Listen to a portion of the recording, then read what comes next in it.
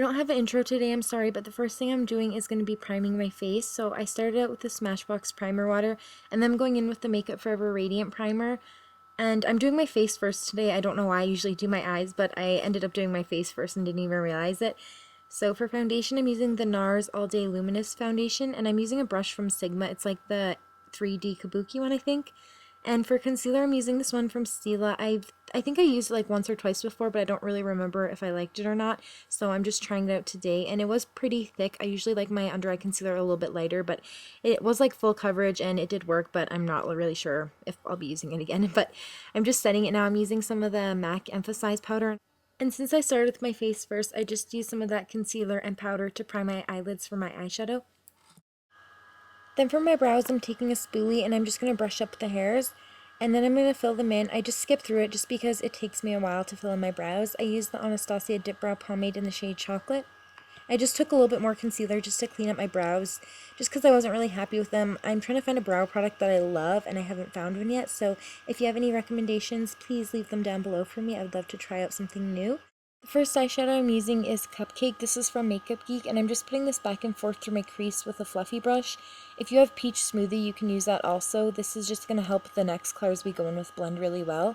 And now I'm using Bitten. This is also from Makeup Geek. I'm just using my Sigma E25 brush. This is just a little bit more dense and the bristles are a little bit shorter. So I'm just putting this directly in my crease all the way from the inner corner to the outer corner. And now I'm taking Cocoa Bear and I'm just putting it over top of that Bitten eyeshadow. This will just make it a little bit more brown and not as much of that cranberry red shade. So if you want it to be a little bit more neutral, you can do this. And I'm using this glitter glue now. This is from Too Faced. You can just get your brush wet or you can use any other glitter glue if you have anything like that. And I'm just putting it over top of the inner corner and the middle of my eye.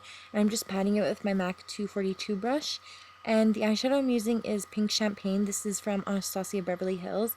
And when I use this eyeshadow, I find the best way to get the most color and pigmentation out of it is to use this Too Faced glitter glue. I've tried using this eyeshadow wet, I've tried using it dry, I tried using different brushes, I've tried using it with my finger.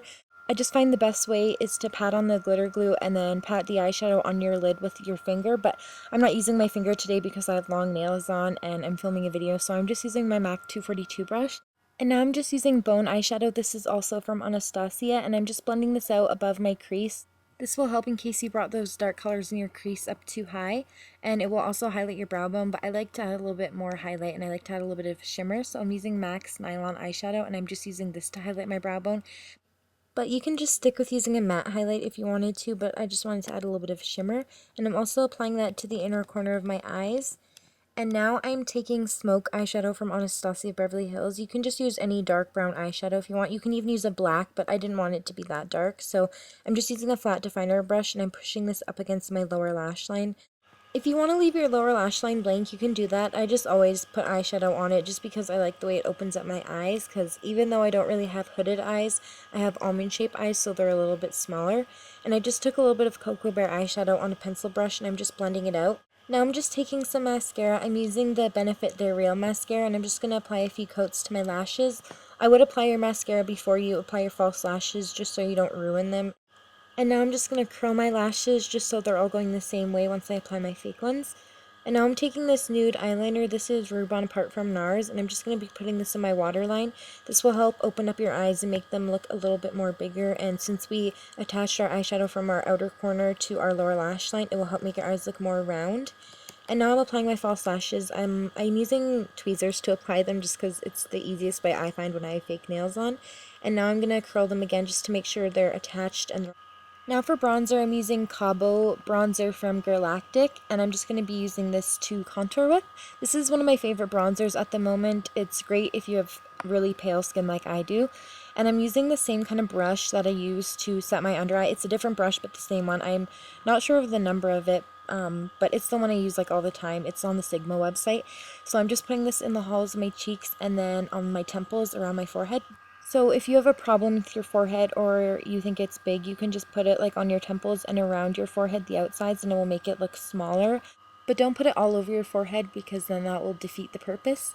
And I'm taking a little bit of powder. This one is from Mercier, and I'm just putting it underneath my contour just to clean it up. For blush, I'm using a limited edition one from MAC, but you can use anything you have at home. This is just like a peachy pink blush. So I just applied that with the dual fiber brush. And for highlighter, I'm using the one from Josie Marin. You can use any highlight you want. This one is actually really subtle, so if you're more mature, you can use that one if you don't want too much shimmer on your cheeks.